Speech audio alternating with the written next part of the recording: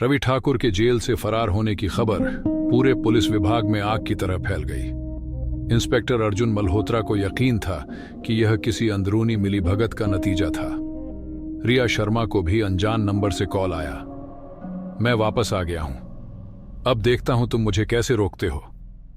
रिया समझ गई कि अब उसकी जान भी खतरे में है। अर्जुन ने तुरंत उसे पुलिस सुरक्षा दी, लेकिन उसे खुद भी अंदाजा नहीं था कि असली दुश्मन अभी भी अंधेरे में छुपा है। रिया ने अपनी जांच जारी रखी। उसे पता चला कि जेल ब्रेक के एक दिन पहले एक रहस्यमयी आदमी रवि ठाकुर से मिलने आया था। उसने नकली पहचान का इस्तेमाल किया था, लेकिन जब फुटेज देखा गया तो अर्जुन के होश उड़ गए। वह आदमी कोई और नहीं बल्कि अजय मेहरा का छोटा भाई रोहित मेहरा था। अर्जुन को समझ में आ गया कि खेल अब और बड़ा हो चुका है। अजय जेल में था, लेकिन बाहर से उसका भाई उसकी चालें चला रहा था। रिया अपने ऑफिस में थी जब अचानक लाइट चली गई।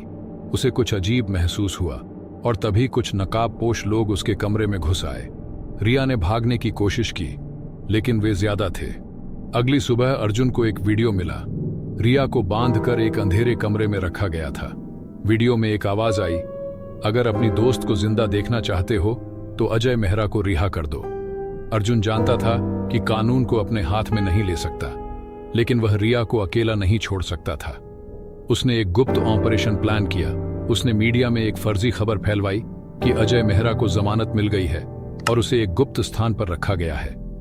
जैसे ही यह खबर रोहित और रवि तक पहुंची, उन्होंने उसी रात रिया को छोड़ने का फैसला किया ताकि वे अजय से संपर्क कर सके। लेकिन जब वे अपने अड्डे पर पहुंचे तो वहां पहले से अर्जुन की टीम उनका इंतजार कर रही थी। रवि ठाकुर और रोहित मेहरा ने भागने की कोशिश की, लेकिन इस बार अर्जुन तैयार था। एक जबरदस्त मुठभेड़ के बाद रवि को गोली लग गई और वह वहीं ढेर हो गया। रोहित को गिरफ्तार कर लिया गया। रिया सुरक्षित थी, लेकिन वह समझ चुकी थी कि यह अपराध की दुनिया इतनी आसान नहीं है। रवि ठाकुर की मौत और रोहित मेहरा की गिरफ्तारी के बाद लग रहा था कि मामला खत्म हो गया, लेकिन तभी कुछ ऐसा हुआ जिसने अर्जुन को फिर से झकझोर दिया। सुबह जब जेल के गार्ड ने उसकी कोठरी का दरवाजा खोला, तब अजय मेहरा बिस्तर पर मरा पड़ा था। पोस्टमार्टम रिपोर्ट में जहर दिए जाने की पुष्टि हुई। अर्जुन को समझ में नहीं आ रहा था कि आखिर अजय को मारने की जरूरत किसे थी। वो पहले से ही जेल में था और उसका गैंग खत्म हो चुका था। रिया शर्मा इस केस को लेकर एक बड़ा स्टोरी कवर कर रही थी। वह अजय मेहरा की मौत के पीछे के रहस्य की खोज में लगी थी। उसी रात जब वह अपने घर लौट रही थी, उसकी कार के ब्रेक फेल हो गए।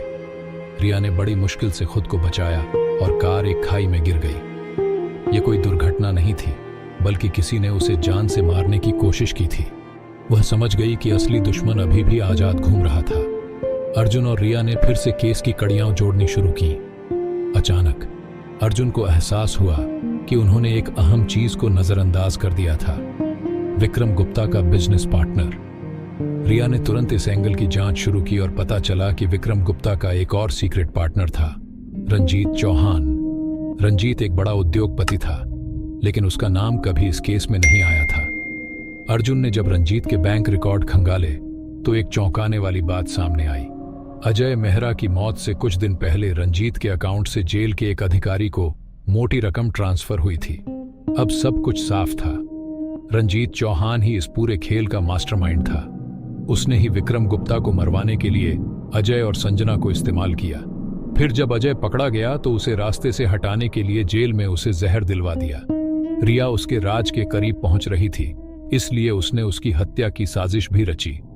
अर्जुन को अब सिर्फ एक सबूत चाहिए था जिससे वह रंजीत को बेनकाब कर सके। रिया ने एक इंटरव्यू के बहाने रंजीत चौहान को बुलाया। वह खुद को निर्दोष दिखाने की कोशिश कर रहा था, लेकिन तभी अर्जुन ने अचानक वहां धावा बोल दिया।